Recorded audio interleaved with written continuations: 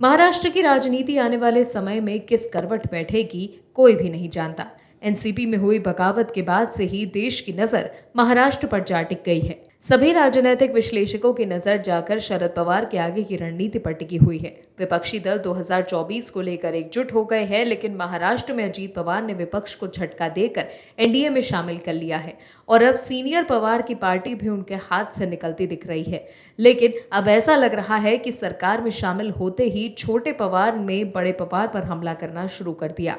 महाराष्ट्र की राजनीति में शहमात का खेल जारी है। अब उप मुख्यमंत्री अजीत पवार ने वित्त मंत्रालय का कार्यभार संभालने के कुछ ही दिनों के अंदर एक ऐसा दांव चला जिससे चाचा शरद पवार और उनके समर्थक तिलमिला गए। भतीजे अजित पवार ने अपने साथ बगावत करने वाले एनसीपी विधायकों के निर्वाचन क्षेत्रों के लिए अधिक विकास निधि आवंटित करना शुरू कर दिया। इतना ही नहीं, जूनियर पवार ने शिवसेना यानी शिंदे गुट के विधायकों को भी इसका फायदा पहुंचाया है। शिवसेना के उद्धव ठाकरे गुट और एनसीपी के शरद पवार गुट के विधायकों ने इस फंड आवंटन पर गड़बड़ी का दावा किया है। अजीत पवार ने अनुरूपक मांग प्रावधान के तहत 1500 करोड़ रुपए आवंटित किए हैं, जिनमें से अधिकांश एनसीपी और शिवसेना के बागी विधायकों के निर्वाचन क्षेत्रों में विकास परियोजनाओं को निधि देने के लिए खर्च किए जाएंगे।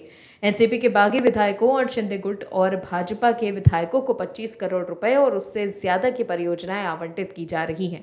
ये घटनाक्रम कई कारणों से दिलचस्प है। अजीत पवार के करीबी विधायकों को इस विकास निधि का अधिक आवंटन शरद पवार गुट के वफादार विधायकों को अपने खेमे में लाने के लिए प्रोत्साहित करने के रूप में देखा जा रहा है। अजीत पवार के साथ एनसीपी के 53 में से करीब 40 विधायक बताए गए हैं। फंड आवंटन पर शरद पवार गुट के राज्य एनसीपी प्रमुख जयंत पाटिल ने ईटी से कहा कि मैं भी वित्त मंत्री था और मुझे आश्चर्य है कि अनुरूपक अनुदान का आंकड़ा इतनी बड़ी संख्या में पहुंच गया है। ऐसा लग रहा है जो कोई भी धन मांग रहा है उसे आवंटित किया जा रहा है और सभी के सपने पूरे किए जा रहे हैं। आपको बता दें, शरद पवार गुट के करीबी अन्य एनसीपी विधायकों जैसे कि जितेंद्र अव्हाड़ को पूरक अनुदान में कोई धनराशि नहीं मिली है, जबकि जयंत पाटिल के निर्वाचन क्षेत्र इस्लामपुर में परियोजनाओं के लिए धन आवंटित किया गया है। तो देखा आपने कैसे जूनियर पवार ने सीनियर पवार कैंप की नींद उड़ा दी है। और भी वीडियोस देखने के लिए चैनल को सब्सक्राइब करें और बेल आइकन को दबाएं।